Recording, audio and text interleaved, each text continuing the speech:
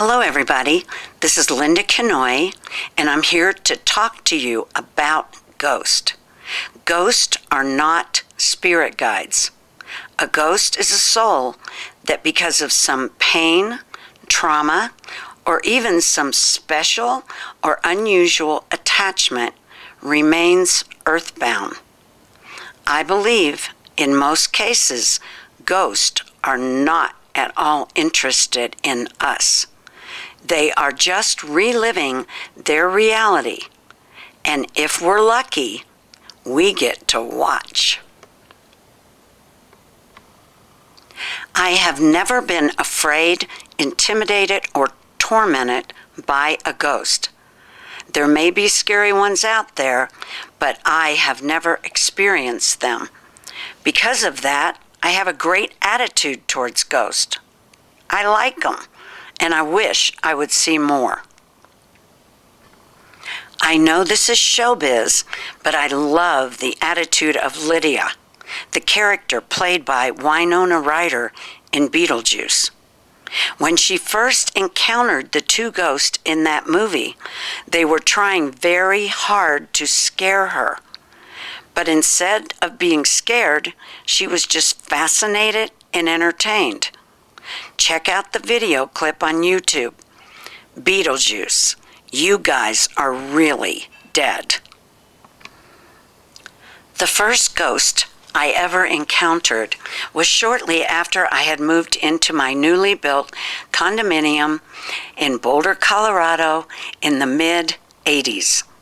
I was studying auras at the time and had just taken a class on how to open a window to the other side.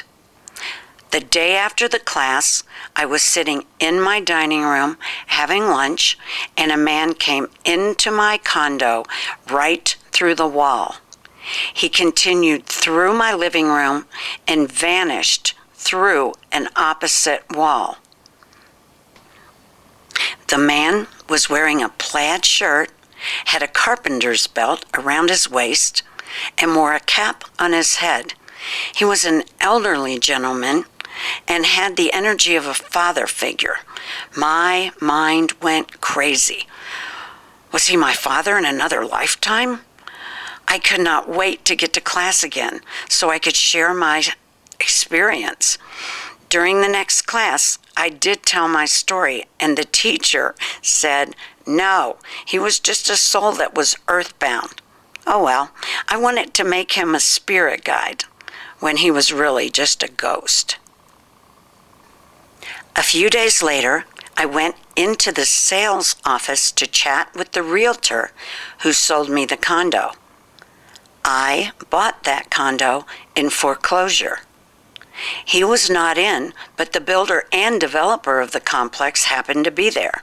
I told him I was sorry to hear that he had had a bad time with his units and they had gone into foreclosure. He looked at me and said, "This place is haunted." I did not tell him my story, but I did later find out who the ghost was. Since the 30s, the property was known as the Moss Rock Cottage Camp, little individual cottages that could be rented out. They were torn down in 1983 to build the condominium complex. The ghost had been the caretaker and was busy taking care of those little cottages. I feel very fortunate to have my first ghost sighting to be a pleasant experience. My husband Jack and I were very excited to be in Gettysburg for the first time. I was ready to see the famous ghost that I had heard so much about. The whole first day, I saw nothing.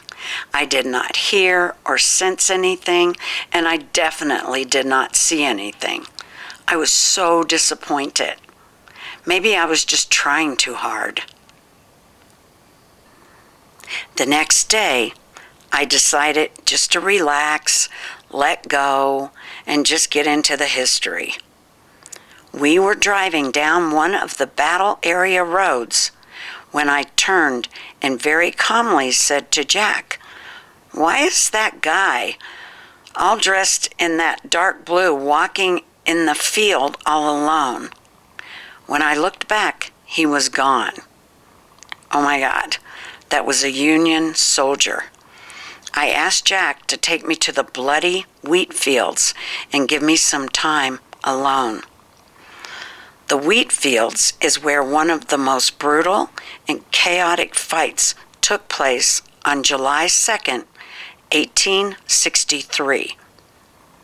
What I saw there were soldiers marching about 2 feet off the ground.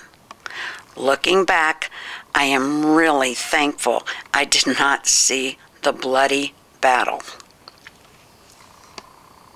We had an amazing stay in the beautiful city of Charleston, South Carolina.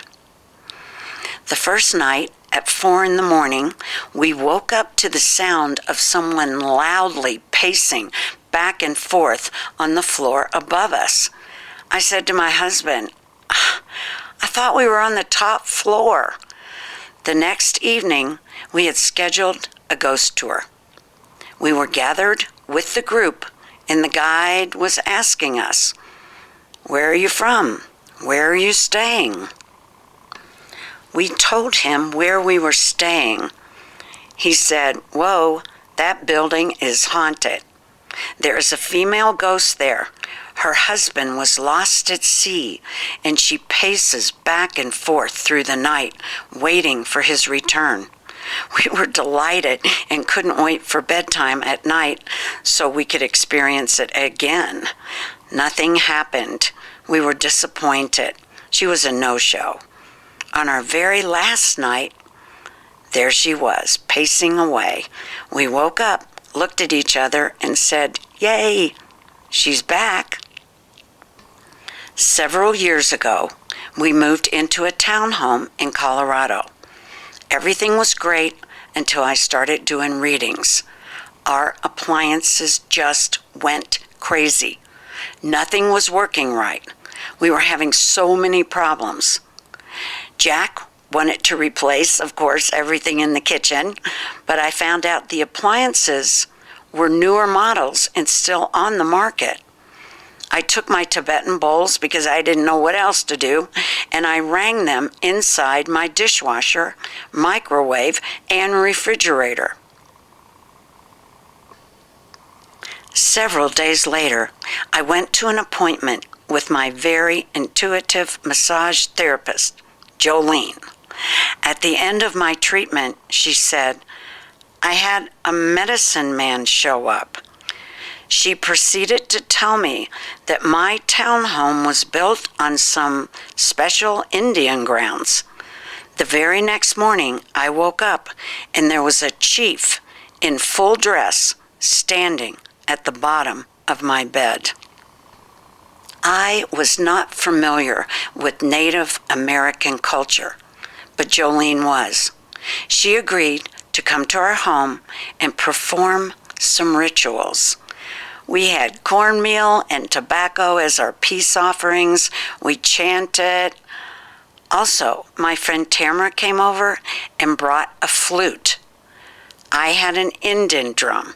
We walked through the house, integrating and balancing the energies. We've had no problems since. I have seen many, many more spirit guides than ghosts, that's for sure. Check out my video, 7 Spirit Guide Stories. You might find it interesting. The most entertaining celebrity spirit I have ever seen was Prince. He is the same outrageous, crazy, playful, curious, ambitious, and entertaining soul as he was on this planet. I had sessions with a woman that regularly was in communication with Prince. Her journey with the star was unexpected and quite fascinating. The first time I saw him in her energy field, I was so excited, but I wasn't sure it was him. He picked up on my doubts. He reached down, picked up a guitar, and went into a typical rock star pose. It was amazing. A few days later, I was watching a late-night talk show, and my entire screen on my TV turned a bright color of purple.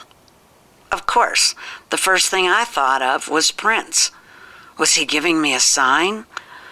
After a few minutes, the screen went back to normal. The very next guest came out, and the host asked him how his concert went. And he said, great, until Prince showed up and messed with the power. They were doing a tribute to Prince, and the whole thing shut down. He was convinced that it was Prince. I was convinced that this was not a coincidence. I turned off the TV and I went to sleep laughing.